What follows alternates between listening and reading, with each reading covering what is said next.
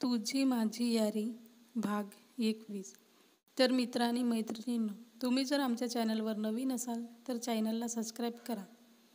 मागील भागात ऋषी आभाला एका रूममध्ये घेऊन आला. ऋषी तिचा हात सोडतो. आभाला तर त्याची भीतीच वाटत होती. काल तर ह्याने किसच केली मला आणि आता डायरेक्ट रूममध्येच घेऊन आला. ती मनातच विचार करते. तर आतापासून पुढे तू मला इथं का घेऊन आलास? तू समजतेस तशी मुलगी नाही आहे, समजलं तुला? आभा म्हणाले. मला माहीत आहे तू कशी मुलगी आहेस. ऋषी तिच्या जवळ जाऊन बोलतो. आभाला ऋषीच्या जवळ भीती वाटत होती. तिचे हार्टबीट वाढले होते. हे बघ, मला काही करायचे नाही, जाऊ दे मला. आभा आपले डोळे बंद करते. ऋषीला तिचा चेहरा पाहून हसू येत होते. आभा, आपण एकटे. एवढे बोलून ऋषी चूप होतो. काय? आभा म्हणाली. ती लेडी तुला पाहत आहे, ऋषी म्हणाला. तसे आभा साक्ट होऊन आपले डोळे खोलते आणि बघते की त्या रूममध्ये ती एकटी नाही, तिथं आणखी कुणीतरी आहे. काय म्हणत होती तू मला? की कशी मुलगी आहेस तू? म्हणायचे काय होतं तुला? मला समजले नाही. ऋषी असं म्हणून तिला हसत होता. तू इथं का आणलंस मला? आभा आता चिडून म्हणाली. मी तुझ्यासाठी काही ड्रेसेस आणले आहेत.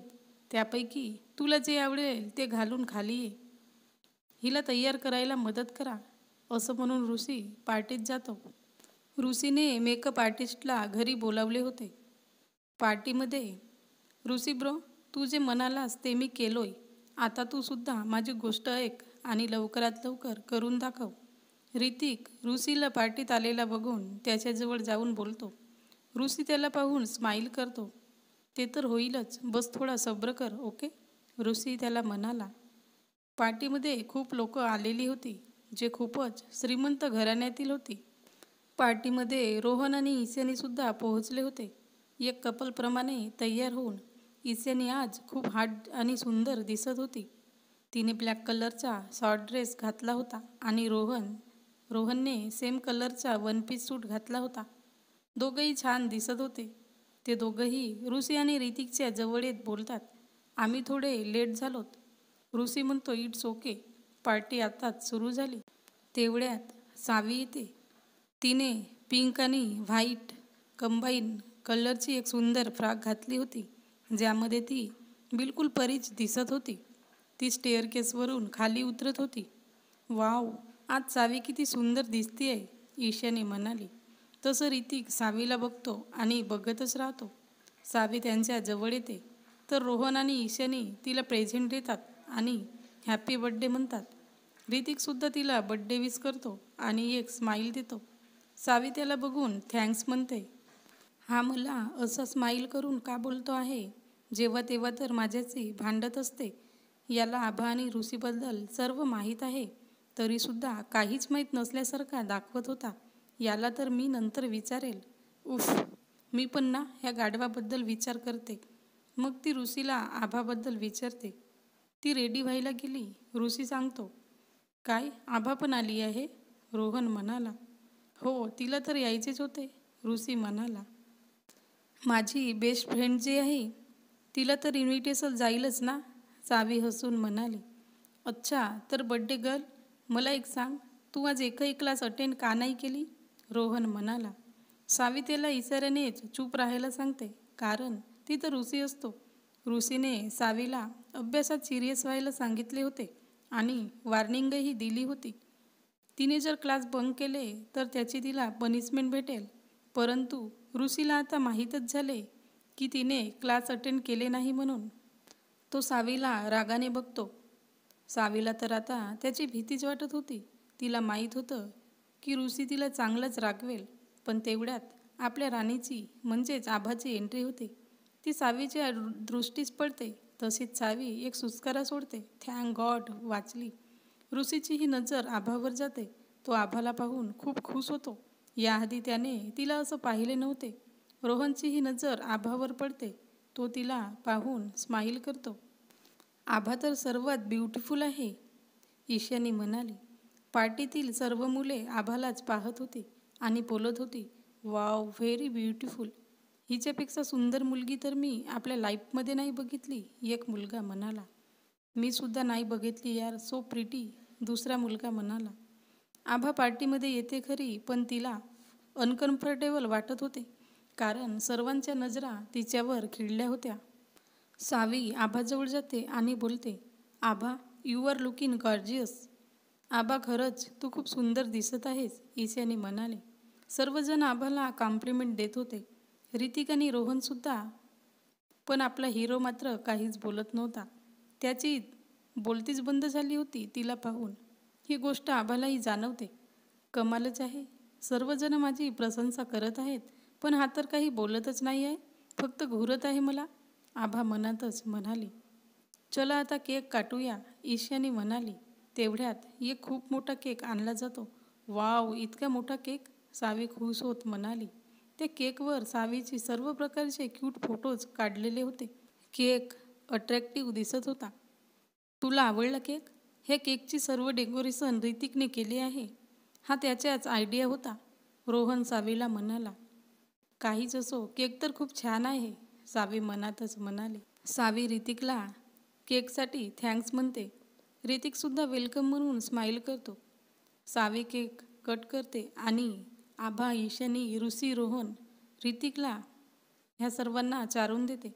तेवढ्यात पार्टीमध्ये लाईट्स थोडी डीम होतात आणि रोमॅन्टिक म्युझिक सुरू होतं.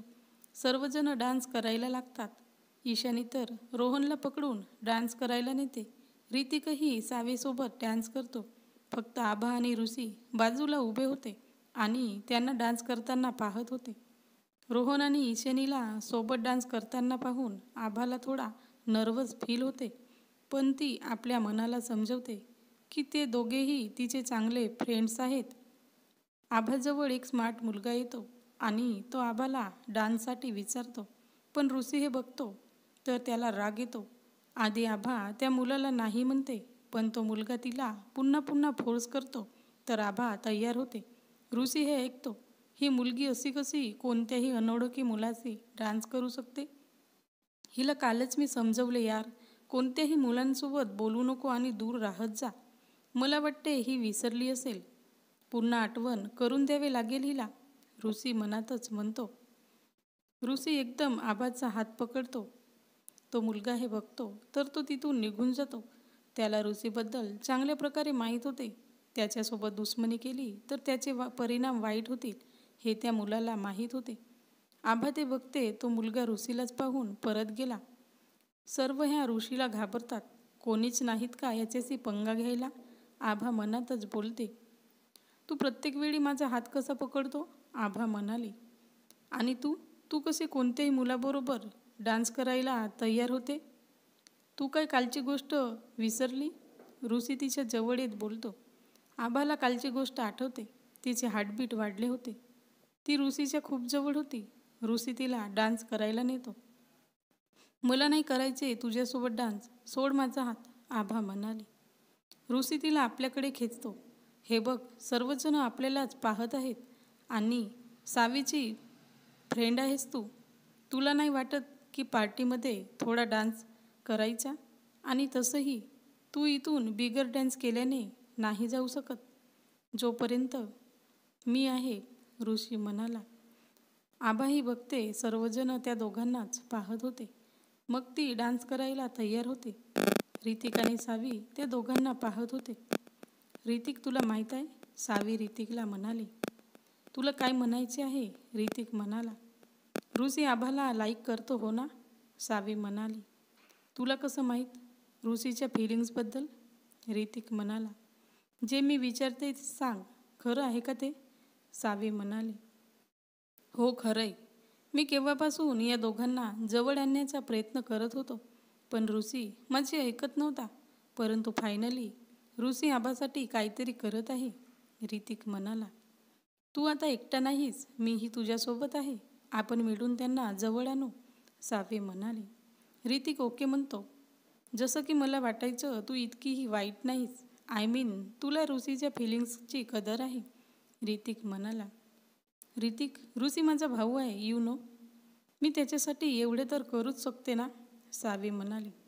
ओके पार्टनर, ऋतिक म्हणाला.